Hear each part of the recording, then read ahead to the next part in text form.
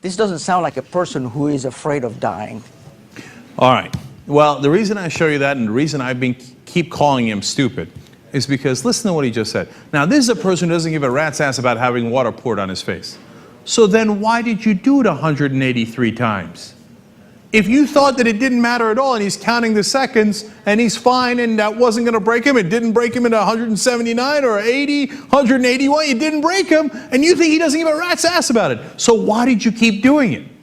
There is no rational answer for that, except he got off on it, which is what all torturers do, because it never leads to correct information. In fact, he admits that Khalid Sheik Mohammed told him about some courier, sent him on a wild goose chase. Turns out it wasn't the case at all. He's like, oops. Now let's try it again. Sicko. All right. Keep it going now. Here's another lie that he says. Watch. We don't know. We don't know if, for example, Al-Qaeda would have been able to continue on with their anthrax program or a nuclear program or the second wave of attacks or the sleeper agents that they had inside the United States that were working with Khalid Sheik Mohammed to take down the Brooklyn Bridge, for example. So it's easy years later to say, well, you know, no ticking time bomb, nothing was stopped. Because Lesley Stahl had asked him, hey, you didn't stop any attacks. So how do you expect us to believe that any of the information you say you got led to any evidence? He's like, well, you know, no ticking time bomb, I guess. And by the way, they waited for months to get authorization. So what kind of a ticking time bomb do you have if you can wait months for authorization so you can cover your own ass while you're pretending to be a hero? And then, what programs is he talking about? First of all, anthrax, we concluded rightly or wrongly, was done by a professor here in the United States of America having nothing to do with Al-Qaeda. Second of all, the sleeper cells, what, like the dirty bomber Jose Padilla, who we found out later wasn't a dirty bomber at all, in fact, wasn't attempting to hit us at all, had something to do with totally different countries, Central Asian countries. Okay, all right, but you know what? You might say, hey, look, there was the guys in Brooklyn, et cetera, et cetera. But nuclear program, that's where I said, oh my God, this guy is so painfully ignorant. He's still talking about something that was discredited, what, 8 years ago, 9 years ago?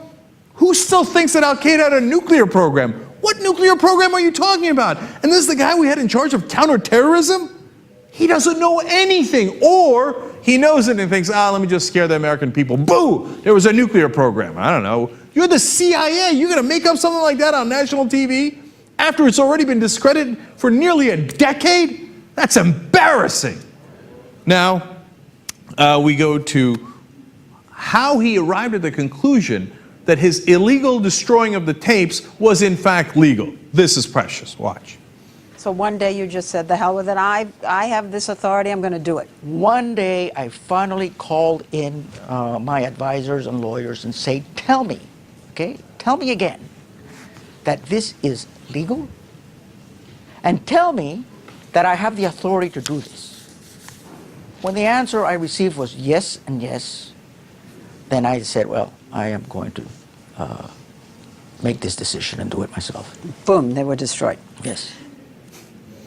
I just love the way he recounted that. I pulled in my lawyers, and as their boss, I told them, tell me that I have the authority to do it.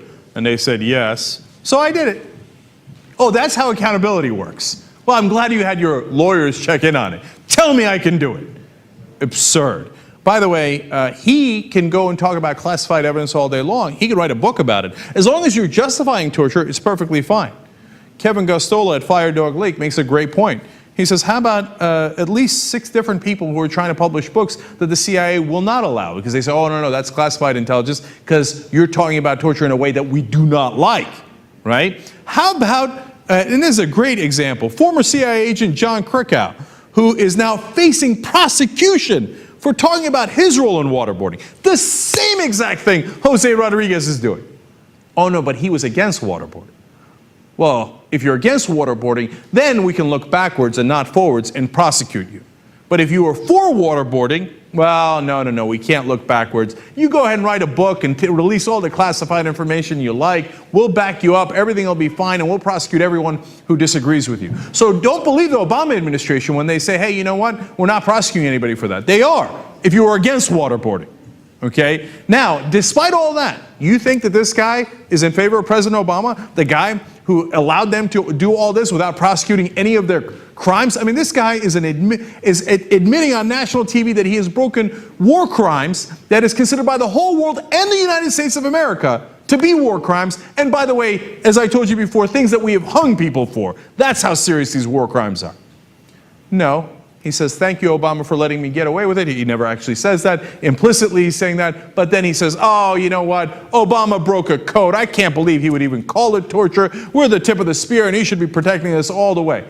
But he did. And then the final insult to injury is this.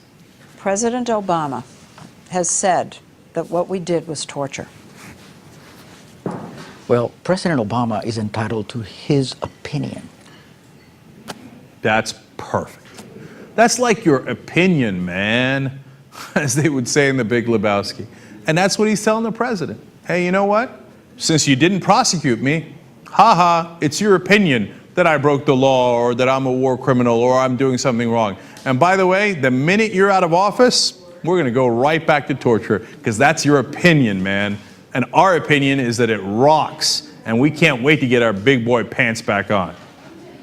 Thanks, President Obama. I really appreciate that. Thank you for holding these guys accountable. You can see how full of remorse they are.